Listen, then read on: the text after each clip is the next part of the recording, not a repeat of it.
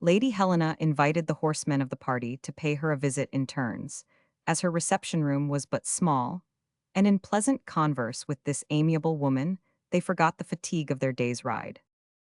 Lady Helena, seconded by Miss Mary, did the honors of their ambulatory house with perfect grace. John Mangles was not forgotten in these daily invitations, and his somewhat serious conversation was not unpleasing. The party crossed, in a diagonal direction, the mail coach rode from Crowland to Horsham, which was a very dusty one, and little used by pedestrians. The spurs of some low hills were skirted at the boundary of Talbot County, and in the evening the travelers reached a point about 3 miles from Maryborough. The fine rain was falling, which, in any other country, would have soaked the ground, but here the air absorbed the moisture so wonderfully that the camp did not suffer in the least. Next day, the 29th of December, the march was delayed somewhat by a succession of little hills, resembling a miniature Switzerland. It was a constant repetition of up and down hill, and many a jolt besides, all of which were scarcely pleasant. The travelers walked part of the way, and thought it no hardship. At 11 o'clock they arrived at Carisbrooke, rather an important municipality. Ayrton was for passing outside the town without going through it, in order, he said, to save time. Glenarvan concurred with him, but Paganel, always eager for novelties, was for visiting Carisbrooke. They gave him his way, and the wagon went on slowly. Paganel, as was his custom, took Robert with him. His visit to the town was very short, but it sufficed to give him an exact idea of Australian towns. There was a bank, a courthouse, a market, a church, and 100 or so of brick houses, all exactly alike. The whole town was laid out in squares, crossed with parallel streets in the English fashion. Nothing could be more simple, nothing less attractive. As the town grows, they lengthen the streets as we lengthen the trousers of a growing child, and thus the original symmetry is undisturbed. Carisbrooke was full of activity, a remarkable feature in these towns of yesterday. It seems in Australia as if towns shot up like trees, owing to the heat of the sun. Men of business were hurrying along the streets. Gold buyers were hastening to meet the incoming escort. The precious metal, guarded by the local police, was coming from the mines at Bendigo and Mount Alexander. All the little world was so absorbed in its own interests that the strangers passed unobserved amid the laborious inhabitants. After an hour devoted to visiting Carisbrooke, the two visitors rejoined their companions and crossed a highly cultivated district. Long stretches of prairie, known as the low-level plains, next met their gaze, dotted with countless sheep and shepherds' huts. And then came a sandy tract, without any transition, but with the abruptness of change so characteristic of Australian scenery. Mount Simpson and Mount Tarrangower marked the southern point, where the boundary of the Loddon district cuts the 144th meridian. As yet they had not met with any of the aboriginal tribes living in the savage state.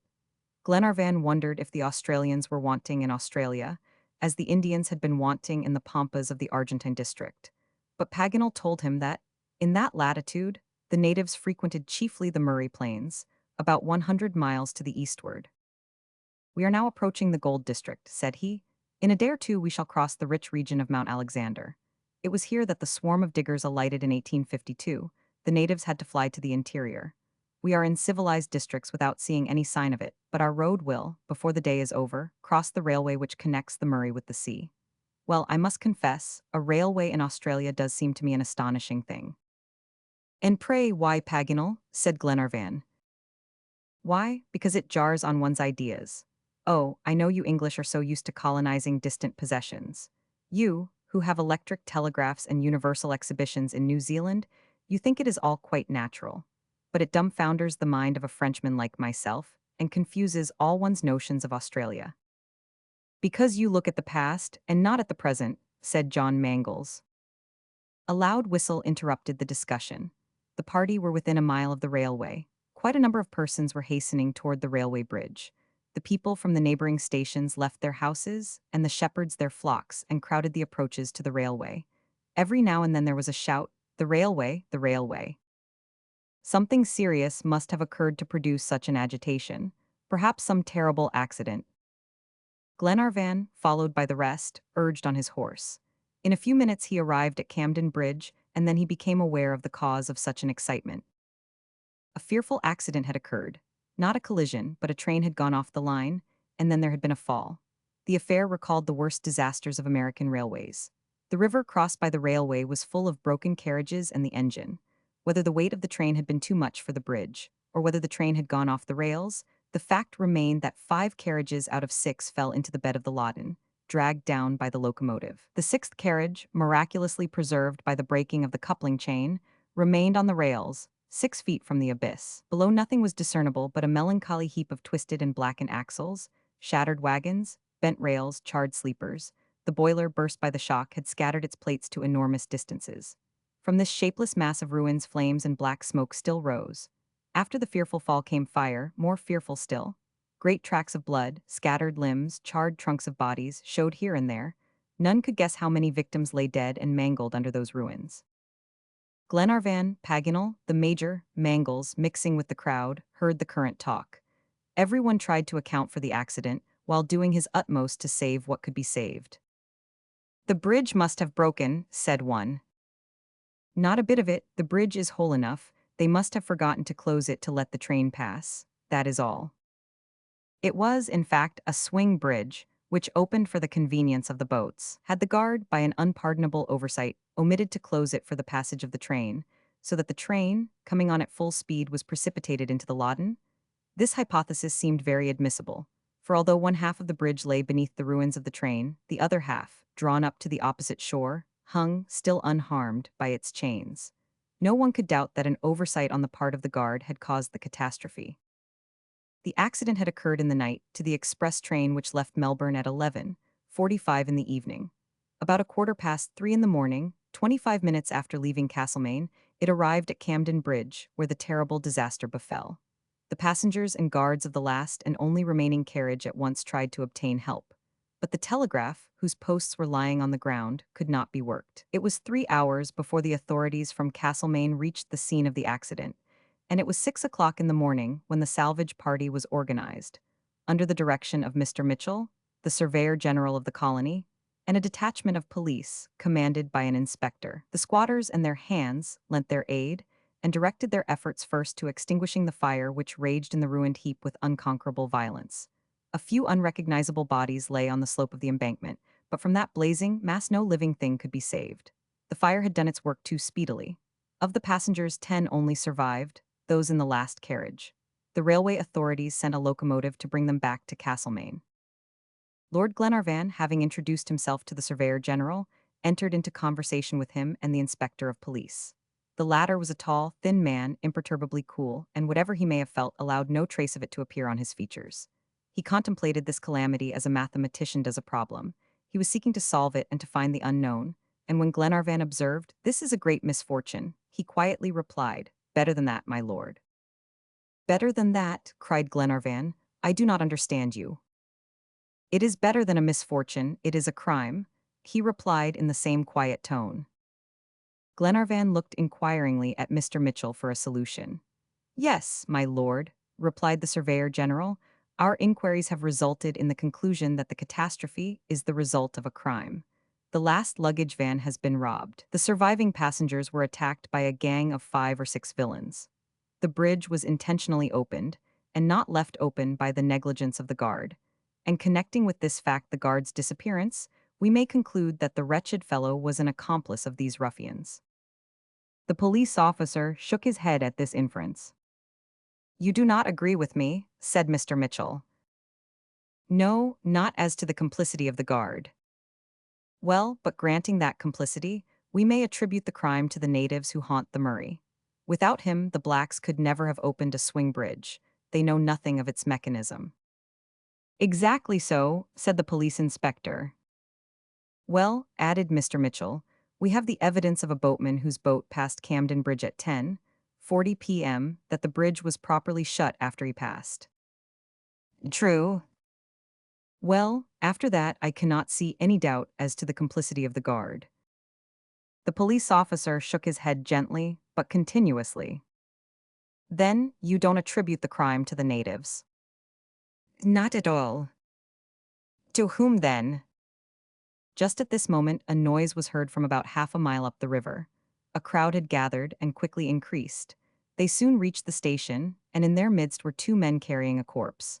It was the body of the guard, quite cold, stabbed to the heart. The murderers had no doubt hoped, by dragging their victim to a distance, that the police would be put on a wrong scent in their first inquiries. This discovery, at any rate, justified the doubts of the police inspector. The poor blacks had had no hand in the matter. Those who dealt that blow, said he, were already well used to this little instrument. And so saying, he produced a pair of darbies, a kind of handcuff made of a double ring of iron secured by a lock. I shall soon have the pleasure of presenting them with these bracelets as a New Year's gift. Then you suspect some folks who came out free in Her Majesty's ships. What, convicts? Cried Paganel, who recognized the formula employed in the Australian colonies. I thought, said Glenarvan, convicts had no right in the province of Victoria. Bah, said the inspector, if they have no right they take it. They escape sometimes, and, if I am not greatly mistaken, this lot have come straight from Perth, and take my word for it, they will soon be there again. Mr. Mitchell nodded acquiescence in the words of the police inspector. At this moment the wagon arrived at the level crossing of the railway. Glenarvan wished to spare the ladies the horrible spectacle at Camden Bridge. He took courteous leave of the Surveyor General, and made a sign to the rest to follow him. There is no reason, said he, for delaying our journey. When they reached the wagon, Glenarvan merely mentioned to Lady Helena that there had been a railway accident, without a hint of the crime that had played so great a part in it. Neither did he make mention of the presence of a band of convicts in the neighborhood, reserving that piece of information solely for Ayrton's ear. The little procession now crossed the railway some 200 yards below the bridge, and then resumed their eastward course. Chapter 12, Tallinn of the Lachlan. About 2 miles from the railway, the plain terminated in a range of low hills, and it was not long before the wagon entered a succession of narrow gorges and capricious windings, out of which it emerged into a most charming region, where grand trees, not closely planted but in scattered groups, were growing with absolutely tropical luxuriance. As the party drove on, they stumbled upon a little native boy lying fast asleep beneath the shade of a magnificent banksia. He was dressed in European garb and seemed about 8 years of age. There was no mistaking the characteristic features of his race. The crisped hair, the nearly black skin, the flattened nose, the thick lips, the unusual length of the arms, immediately classed him among the aborigines of the interior. But a degree of intelligence appeared in his face that showed some educational influences must have been at work on his savage, untamed nature. Lady Helena, whose interest was greatly excited by this spectacle, got out of the wagon, followed by Mary, and presently the whole company surrounded the peaceful little sleeper. Poor child, said Mary Grant. Is he lost, I wonder, in this desert? I suppose, said Lady Helena, he has come a long way to visit this part. No doubt some he loves are here. But he can't be left here, added Robert. We must.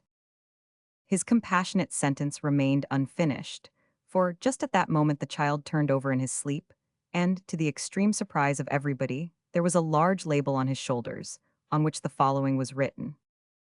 Tallinn. To be conducted to Echuca. Care of Jeffrey Smith, railway porter. Prepaid. That's the English all over? Exclaimed Paganel. They send off a child just as they would luggage and book him like a parcel. I heard it was done, certainly, but I could not believe it before. Poor child, said Lady Helena. Could he have been in the train that got off the line at Camden Bridge? Perhaps his parents are killed, and he is left alone in the world. I don't think so, madam, replied John Mangles. That card rather goes to prove he was traveling alone. He is waking up, said Mary. And so he was. His eyes slowly opened and then closed again, pained by the glare of light. But Lady Helena took his hand, and he jumped up at once and looked about him in bewilderment at the sight of so many strangers. He seemed half frightened at first, but the presence of Lady Helena reassured him. Do you understand English, my little man? Asked the young lady. I understand it and speak it, replied the child in fluent enough English, but with a marked accent. His pronunciation was like a Frenchman's. What is your name? Asked Lady Helena. Tallinn, replied the little native. Tallinn, exclaimed Paganel. Ah, I think that means bark of a tree in Australian. Tallinn nodded and looked again at the travelers. Where do you come from? Inquired Lady Helena. From Melbourne, by the railway from Sandhurst. Were you in the accident at Camden Bridge? Said Glenarvan. Yes, sir, was Tallinn's reply, but the God of the Bible protected me. Are you traveling alone? Yes, alone. The Reverend Paxton put me in charge of Jeffrey Smith, but unfortunately the poor man was killed. And you did not know anyone else on the train. No one, madam, but God watches over children and never forsakes them. Tallien said this in soft, quiet tones, which went to the heart. When he mentioned the name of God, his voice was grave, and his eyes beamed with all the fervor that animated his young soul. This religious enthusiasm at so tender an age was easily explained. The child was one of the Aborigines baptized by the English missionaries, and trained by them in all the rigid principles of the Methodist Church. His calm replies, proper behavior, and even his somber garb made him look like a little reverend already. But where was he going all alone in these solitudes, and why had he left Camden Bridge? Lady Helena asked him about this. I was returning to my tribe in the Lachlan, he replied. I wish to see my family again. Are they Australians? Inquired John Mangles. Yes, Australians of the Lachlan, replied Tallien. Have you a father and mother? Said Robert Grant. Yes, my brother, replied Tallien, holding out his hand to little Grant. Robert was so touched by the word brother that he kissed the black child, and they were friends forthwith. The whole party were so interested in these replies of the little Australian savage that they all sat round him in a listening group. But the sun had meantime sunk behind the tall trees, and as a few miles would not greatly retard their progress, and the spot they were in would be suitable for a halt, Glenarvan gave orders to prepare their camp for the night at once. Ayrton unfastened the bullocks and turned them out to feed at will. The tent was pitched, and Albinet got the supper ready. Tallien consented, after some difficulty, to share it, though he was hungry enough. He took his seat beside Robert, who chose out all the titbits for his new friend. Tallien accepted them with a shy grace that was very charming. The conversation with him, however, was still kept up, for everyone felt an interest in the child and wanted to talk to him and hear his history. It was simple enough. He was one of the poor native children confided to the care of charitable societies by the neighboring tribes. The Australian Aborigines are gentle and inoffensive, never exhibiting the fierce hatred toward their conquerors which characterizes the New Zealanders, and possibly a few of the races of northern Australia. They often go to the large towns, such as Adelaide, Sydney, and Melbourne, and walk about in very primitive costume. They go to barter their few articles of industry, hunting and fishing implements, weapons, etc., and some of the chiefs, from pecuniary motives, no doubt, willingly leave their children to profit by the advantages of a gratuitous education in English. This was how Tallien's parents had acted. They were true Australian savages living in the Lachlan, a vast region lying beyond the Murray. The child had been in Melbourne 5 years, and during that time had never once seen any of his own people. And yet the imperishable feeling of kindred was still so strong in his heart that he had dared to brave this journey over the wilds to visit his tribe once more, scattered though perchance it might be, and his family, even should he find it decimated. And after you have kissed your parents, are you coming back to Melbourne? Asked Lady Glenarvan. Yes, madam, replied Tallien, looking at the lady with a loving expression. And what are you going to be some day? She continued. I am going to snatch my brothers from misery and ignorance. I am going to teach them, to bring them to know and love God. I am going to be a missionary. Words like those, spoken with such animation from a child of only 8 years, might have provoked a smile in light, scoffing auditors, but they were understood and appreciated by the grave Scotch, who admired the courage of this young disciple, already armed for the battle. Even Paganel was stirred to the depths of his heart, and felt his warmer sympathy awakened for the poor child. To speak the truth, up to that moment he did not care much for a savage in European attire. He had not come to Australia to see Australians in coats and trousers. He preferred them simply tattooed, and this conventional dress jarred on his preconceived notions. But the child's genuine religious fervor won him over completely. Indeed, the wind-up of the conversation converted the worthy geographer into his best friend. It was in reply to a question Lady Helena had asked that Tallien said he was studying at the normal school in Melbourne, and that the principal was the Reverend Mr. Paxton. And what do they teach you? She went on to say. They teach me the Bible, and mathematics and geography. Paganel pricked up his ears at this and said, Indeed, geography. Yes, sir, said Tallien, and I had the first prize for geography before the Christmas holidays. You had the first prize for geography, my boy. Yes, sir, here it is, returned Tallien, pulling a book out of his pocket. It was a Bible, 32 mo size and well bound. On the first page was written the words, Normal School, Melbourne, first prize for geography, Tallien of the Lachlan. Paganel was beside himself, an Australian well versed in geography. This was marvelous, and he could not help kissing Tallien on both cheeks, just as if he had been the Reverend Mr. Paxton himself, on the day of the distribution of prizes. Paganel need not have been so amazed at this circumstance, however, for it is frequent enough in Australian schools. The little savages are very quick in learning geography. They learn it eagerly, and on the other hand, are perfectly averse to the science of arithmetic. Tallien could not understand this outburst of affection on the part of the Frenchman, and looked so puzzled that Lady Helena thought she had better inform him that Paganel was a celebrated geographer and a distinguished professor on occasion. A professor of geography, cried Tallien. Oh, sir, do question me. Question you? Well, I'd like nothing better. Indeed, I was going to do it without your leave. I should very much like to see how they teach geography in the Normal School of Melbourne. And suppose Tallien trips you up, Paganel, said McNabbs. What a likely idea, exclaimed the geographer. Trip up the secretary of the Geographical Society of France. Their examination then commenced. After Paganel had settled his spectacles firmly on his nose, drawn himself up to his full height, and put on a solemn voice becoming to a professor. Pupil Tallien, stand up. As Tallien was already standing, he could not get any higher, but he waited modestly for the geographer's questions. Pupil Tallien, what are the 5 divisions of the globe? Oceanica, Asia, Africa, America, and Europe. Perfectly so. Now we'll take Oceanica first. Where are we at this moment? What are the principal divisions? Australia belonging to the English, New Zealand belonging to the English, Tasmania belonging to the English. The islands of Chatham, Auckland, Macquarie, Kermadec, Makin, Meraki are also belonging to the English. Very good, and New Caledonia, the Sandwich Islands, the Mendana, the Paumotu. They are islands under the protectorate of Great Britain. What? Cried Paganel. Under the protectorate of Great Britain. I rather think on the contrary that France. France, said the child with an astonished look. Well, well, said Paganel, is that what they teach you in the Melbourne Normal School? Yes, sir, isn't it right?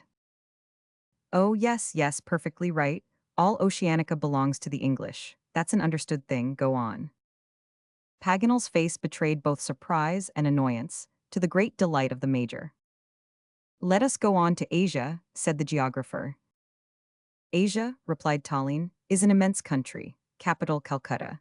Chief towns Bombay, Madras, Calicut, Aden, Malacca, Singapore, Pagu, Colombo.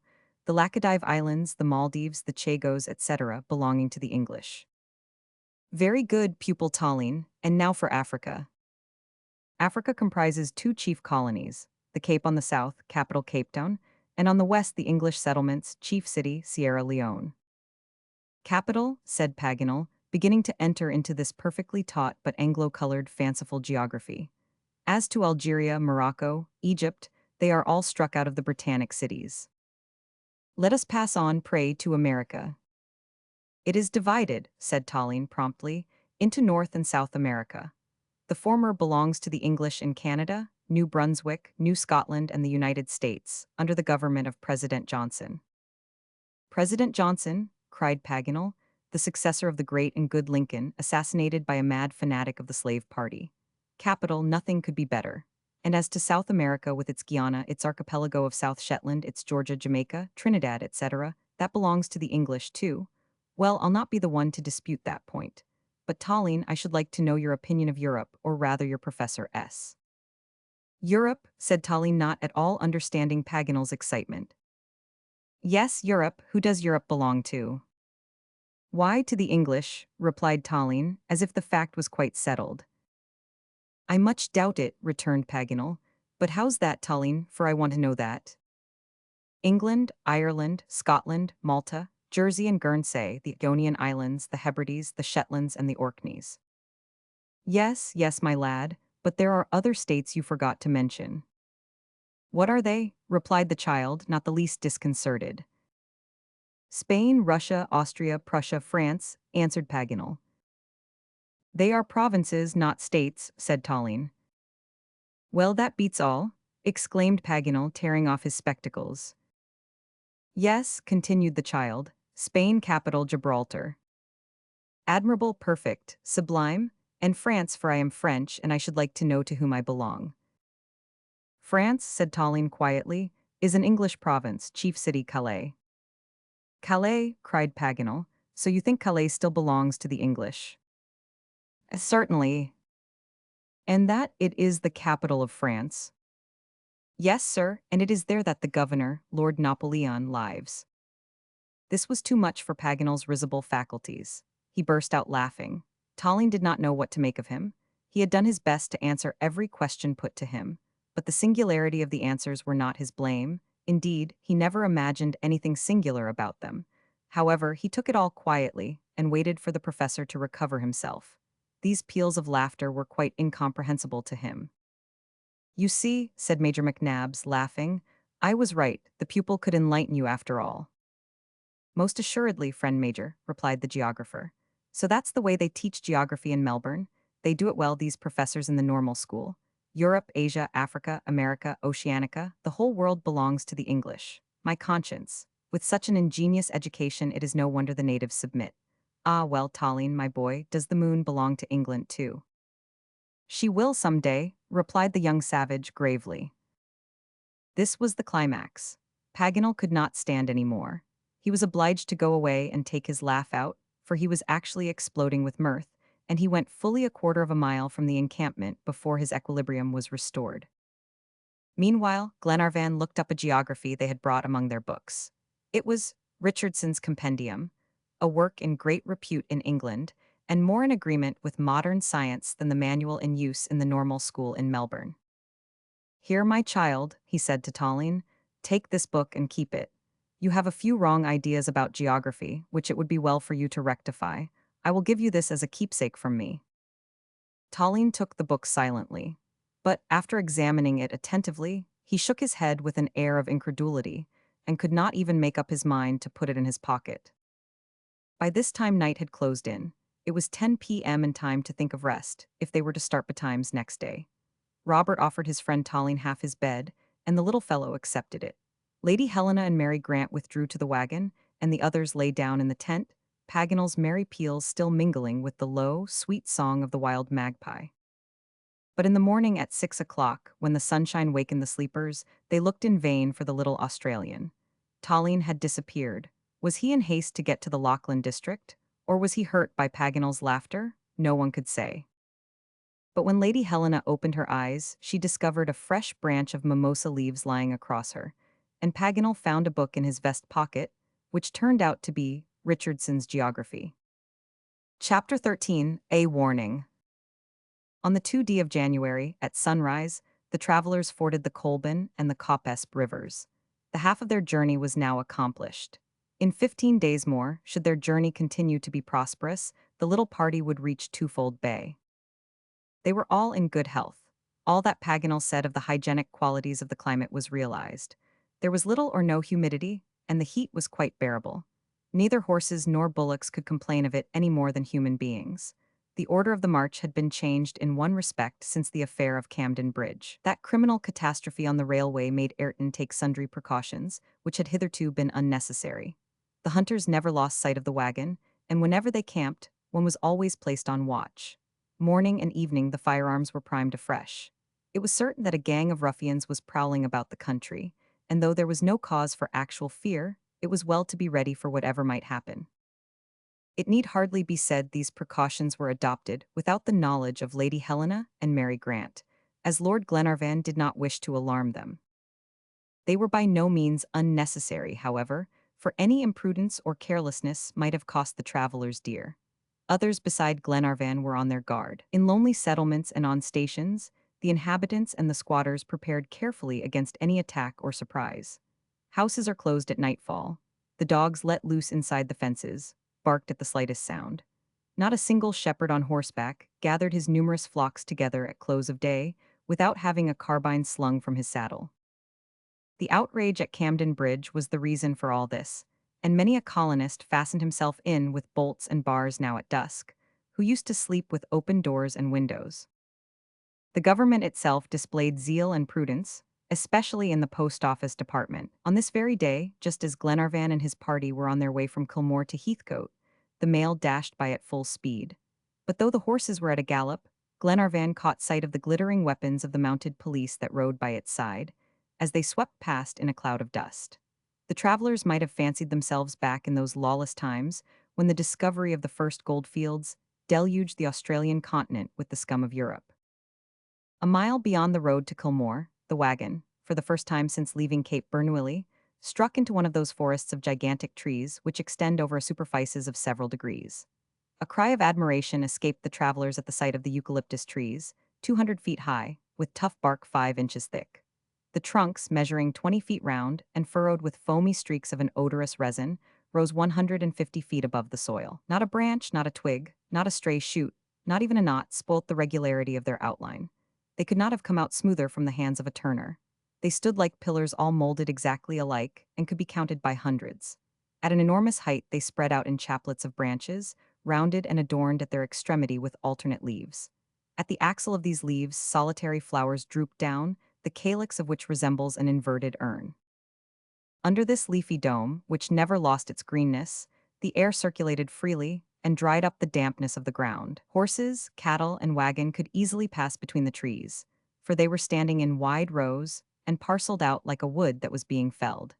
This was neither like the densely packed woods choked up with brambles, nor the virgin forest barricaded with the trunks of fallen trees and overgrown with inextricable tangles of creepers, where only iron and fire could open up a track. A grassy carpet at the foot of the trees and a canopy of verdure above, long perspectives of bold colors, little shade, little freshness at all, a peculiar light, as if the rays came through a thin veil, dappled lights and shades sharply reflected on the ground, made up a whole and constituted a peculiar spectacle rich in novel effects.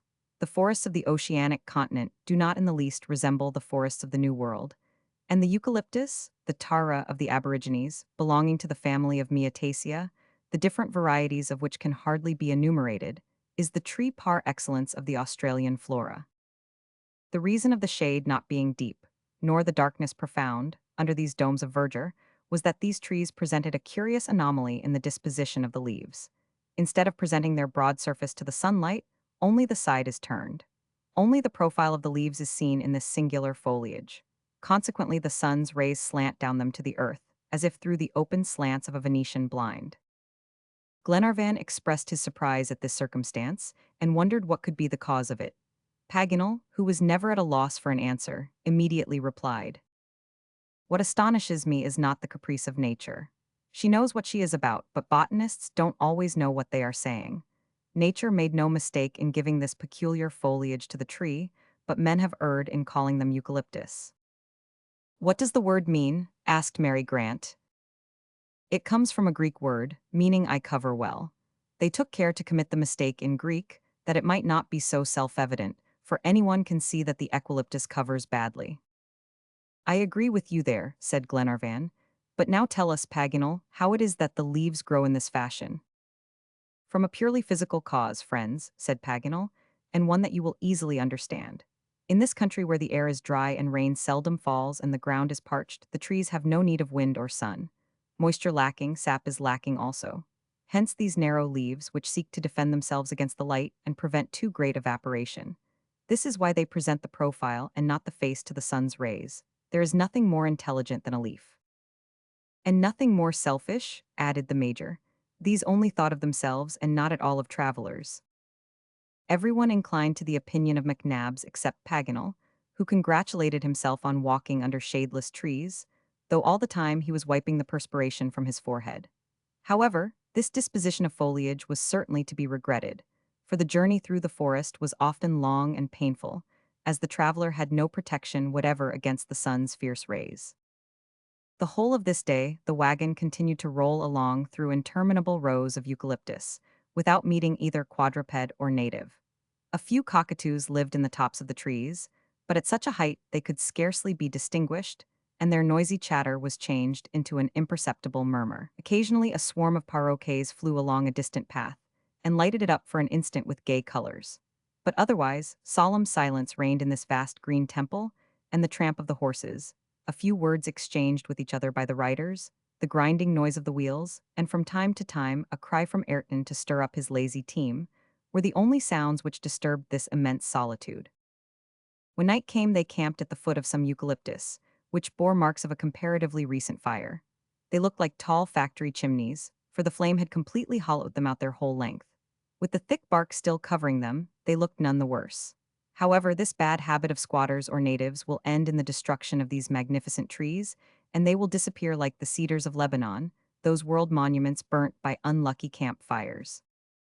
Albinett, acting on Paganel's advice, lighted his fire to prepare supper in one of these tubular trunks. He found it drew capitally, and the smoke was lost in the dark foliage above. The requisite precautions were taken for the night, and Ayrton, Mulready, Wilson, and John Mangles undertook in turn to keep watch until sunrise. On the 3D of January, all day long, they came to nothing but the same symmetrical avenues of trees. It seemed as if they never were going to end. However, toward evening the ranks of trees began to thin, and on a little plain a few miles off an assemblage of regular houses. "Seymour," cried Paganel, "that is the last town we come to in the province of Victoria." "Is it an important one?" asked Lady Helena. "It is a mere village, madam, but on the way to become a municipality." "Shall we find a respectable hotel there?" asked Glenarvan. "I hope so," replied Paganel. "Very well, let us get on to the town, for our fair travelers, with all their courage, will not be sorry, I fancy, to have a good night's rest." "My dear Edward, Mary and I will accept it gladly, but only on the condition that it will cause no delay, or take us the least out of the road." "It will do neither," replied Lord Glenarvan. "Besides, our bullocks are fatigued, and we will start tomorrow at daybreak." It was now 9 o'clock. The moon was just beginning to rise, but her rays were only slanting yet and lost in the mist. It was gradually getting dark when the little party entered the wide streets of Seymour, under Paganel's guidance, who seemed always to know what he had never seen. But his instinct led him right, and he walked straight to Campbell's North British Hotel. The Major, without even leaving the hotel, was soon aware that fear absorbed the inhabitants of the little town. 10 minutes' conversation with Dixon, the loquacious landlord, made him completely acquainted with the actual state of affairs, but he never breathed a word to anyone. When supper was over, though, and Lady Glenarvan, and Mary, and Robert had retired, the Major detained his companions a little and said, "They have found out the perpetrators of the crime on the Sandhurst Railroad." "And are they arrested?" asked Ayrton eagerly. "No," replied McNabbs, without apparently noticing the empressement of the quartermaster, an empressment which, moreover, was reasonable enough under the circumstances. "So much the worse," replied Ayrton. "Well," said Glenarvan, "who are the authors of the crime?" "Read," replied the Major, offering Glenarvan a copy of the Australian and New Zealand Gazette, "and you will see that the inspector of the police was not mistaken." Glenarvan read aloud the following message. "Sydney, January 2, 1866. It will be remembered that on the night of the 29th or 30th of last December, there was an accident at Camden Bridge, 5 miles beyond the station at Castlemaine, on the railway from Melbourne to Sandhurst. The night express, 11:45, dashing along at full speed, was precipitated into the Loddon River. Camden Bridge had been left open. The numerous robberies committed after the accident, the body of the guard picked up about half a mile from Camden Bridge, proved that this catastrophe was the result of a crime. Indeed, the coroner's inquest decided that the crime must be attributed to the band of convicts, which escaped 6 months ago from the penitentiary at Perth, Western Australia, just as they were about to be transferred to Norfolk Island. The gang numbers 29 men. They are under the command of a certain Ben Joyce, a criminal of the most dangerous class, who arrived in Australia a few months ago, by what ship is not known, and who has hitherto succeeded in evading the hands of justice. The inhabitants of towns, colonists, and squatters at stations are hereby cautioned to be on their guard, and to communicate to the Surveyor General any information that may aid his search. J. P. Mitchell, S.G. When Glenarvan had finished reading this article, McNabbs turned to the geographer and said, "You see, Paganel, there can be convicts in Australia." Escaped convicts, that is evident, replied Paganel, but not regularly transported criminals. Those fellows have no business here. Well, they are here at any rate, said Glenarvan, but I don't suppose the fact need materially alter our arrangements. What do you think, John? John Mangles did not reply immediately. He hesitated between the sorrow it would cause the two children to give up the search and the fear of compromising the expedition. If Lady Glenarvan and Miss Grant were not with us, he said, I should not give myself much concern about these wretches. Glenarvan understood him and added, Of course I need not say that it is not a question of giving up our task, but would it perhaps be prudent, for the sake of our companions, to rejoin the Duncan at Melbourne, and proceed with our search for traces of Harry Grant on the eastern side? What do you think of it, McNabbs? Before I give my opinion, replied the Major, I should like to hear Ayrton S.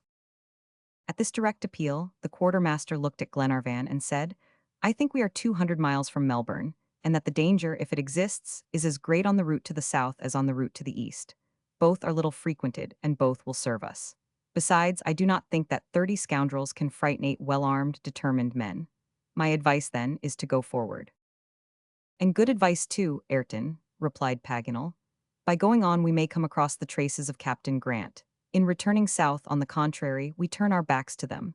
I think with you, then, and I don't care a snap for these escaped fellows. A brave man wouldn't care a bit for them. Upon this, they agreed with the one voice to follow their original program. Just one thing, my lord, said Ayrton, when they were about to separate. Say on, Ayrton. Wouldn't it be advisable to send orders to the Duncan to be at the coast? What good would that be? Replied John Mangles. When we reach Twofold Bay, it will be time enough for that. If any unexpected event should oblige us to go to Melbourne, we might be sorry not to find the Duncan there. Besides, her injuries cannot be repaired yet. For these reasons, then, I think it would be better to wait. All right, said Ayrton, and forbore to press the matter further. Chapter 14, Wealth in the Wilderness. On January 6, at 7 a.m., after a tranquil night passed in longitude 146 degrees 15, the travelers continued their journey across the vast district. They directed their course steadily toward the rising sun and made a straight line across the plain. Twice over they came upon the traces of squatters going toward the north, and their different footprints became confused, and Glenarvan's horse no longer left on the dust the black-mint mark, recognizable by its double shamrock. The plain was furrowed in some places by fantastic winding creeks surrounded by box, and whose waters were rather temporary than permanent. They originated in the slopes of the Buffalo Ranges, a chain of mountains of moderate height, the undulating line of which was visible on the horizon. It was resolved to camp there the same night. Ayrton goaded on his team, and after a journey of 35 miles, the bullocks arrived, somewhat fatigued. The tent was pitched beneath the great trees, and as night had drawn on, supper was served as quickly as possible, for all the party cared more for sleeping than eating, after such a day's march. Paganel, who had the first watch, did not lie down, but shouldered his rifle and walked up and down before the camp, to keep himself from going to sleep. In spite of the absence of the moon, the night was almost luminous with the light of the southern constellations. The savant amused himself with reading the great book of the firmament, a book which is always open, and full of interest to those who can read it. The profound silence of sleeping nature was only interrupted by the clanking of the hobbles on the horses' feet. Paganel was engrossed in his astronomical meditations, and thinking more about the celestial than the terrestrial world, when a distant sound aroused him from his reverie. He listened attentively, and to his great amaze, fancied he heard the sounds of a piano. He could not be mistaken, for he distinctly heard chords struck. A piano in the wilds, said Paganel to himself. I can never believe it is that. It certainly was very surprising, but Paganel found it easier to believe it was some Australian bird imitating the sounds of a plail or a rard, as others do the sounds of a clock or mill. But at this very moment, the notes of a clear ringing voice rose on the air. The pianist was accompanied by singing. Still, Paganel was unwilling to be convinced. However, next minute he was forced to admit the fact, for there fell on his ear the sublime strains of Mozart, Il mio tesoro tanto from Don Juan. Well now, said the geographer to himself, let the Australian birds be as queer as they may, and even granting the paroquets are the most musical in the world, they can't sing Mozart. He listened to the sublime inspiration of the great master to the end. The effect of this soft melody on the still clear night was indescribable. Paganel remained as if spellbound for a time. The voice ceased and all was silence. When Wilson came to relieve the watch, he found the geographer plunged into a deep reverie. Paganel made no remark, however, to the sailor, but reserved his information for Glenarvan in the morning and went into the tent to bed. Next day, they were all aroused from sleep by the sudden loud barking of dogs. Glenarvan got up forthwith. Two magnificent pointers, admirable specimens of English hunting dogs, were bounding in front of the little wood, into which they had retreated at the approach of the travelers, redoubling their clamor. "There is some station in this desert, then," said Glenarvan, "and hunters too, for these are regular setters." Paganel was just about to recount his nocturnal experiences, when two young men appeared, mounted on horses of the most perfect breed, true hunters.